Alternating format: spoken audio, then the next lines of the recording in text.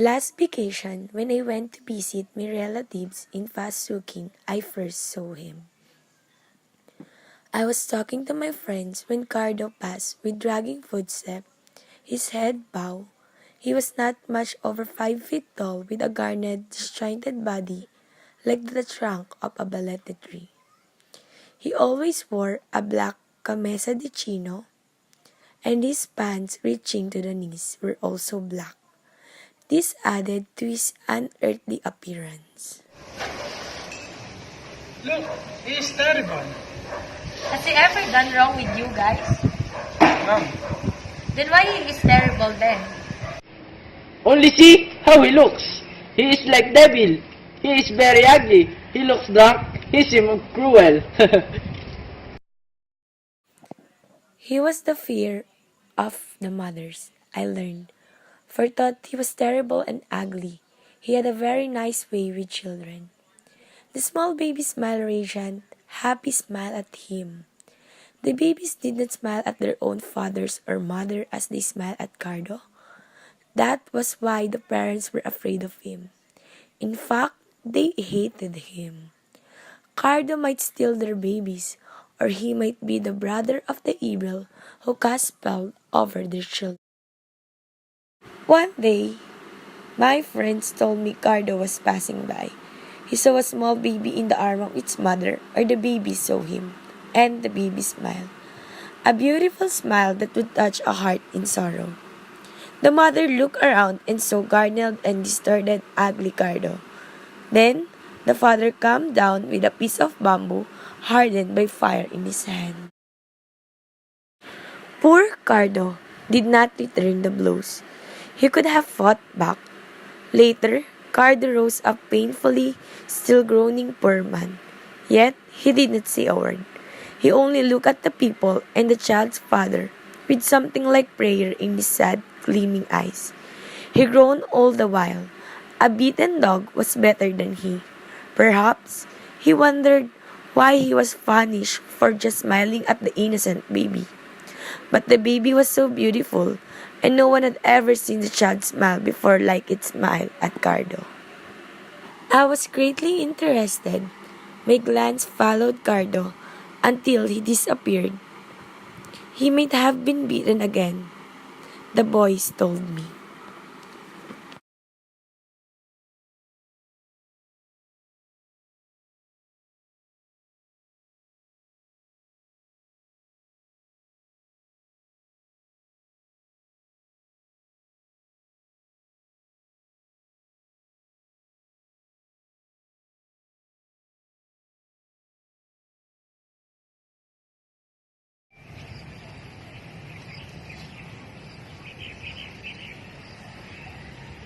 Where is he? Why he disappeared so fast?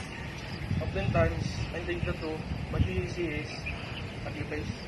He is only playing safe with the parents of the baby. How does Cardo make the baby smile that way? He might throw a charm upon them. The parents are naturally afraid. From where he is? That adds to the mystery. Does he come to town? Yes, even if he is always punished. Perhaps he wants to be killed. Could that be? Maybe his life has a meaning. Then the day came that I wanted to talk to Cardo. My decision is final. I want to talk to Cardo. If you want to talk to Cardo, you can go to cemetery. It was at the cemetery at Pasukin. The cemetery is no longer used. During the Spanish times, yes, now it is too far from the town to be utilized, but I am interested in relics and visited the places several times. The graves were old, and most of the crosses were down. The place was overgrown with grass and sweet-smelling herbs. Wildflowers grew there that somehow were beautiful with sadness. There were even trees growing over the graves, nourished perhaps on the bones of the dead. As I walked to the farther end of the cemetery, I thought I had heard a low cry. I was a little startled. Then I saw the form of a man. It was Cardo. He was crying over a grave. I recognized him because of his ugly, distorted body, like the balete. I touched his shoulder. Why are you here? You're dead? And he told me the tale of his life. A tale filled with the mysteries of life, full of passion and desire, and yet of sweetness. I was a seeker after the meaning of life. I wanted to know if life is dreaming or living and dying. I saw the many beautiful things of the world, like flowers and their perfumes, sunset, while I myself was distorted and ugly, ugly face, ugly feet, twisted. I looked like devil. In my childhood, they named me, screamed at me, who does, who does, who does.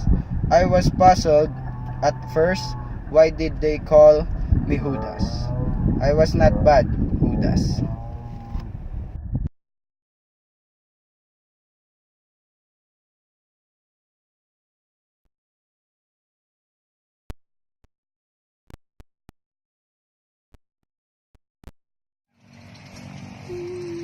I prayed better than they.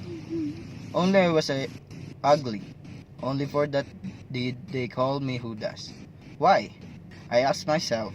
I wanted to know why they call me Judas and why they admire.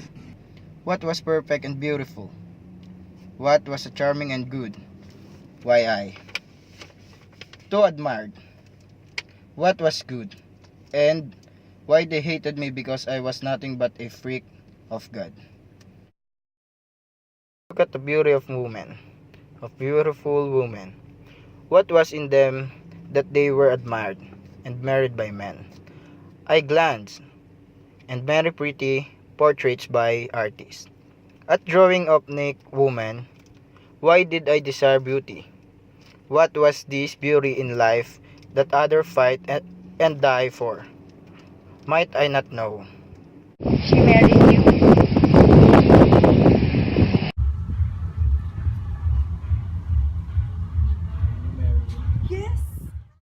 Then we had a baby. The baby smiled at me.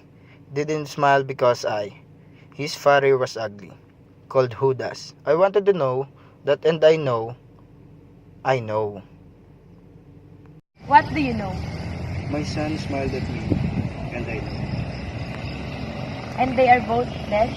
Yes. They were both beautiful. They died. When did they die? I wanted to know that also I am a seeker of better. It was evening. There were bigger stars in the heaven. Cardo suddenly saying,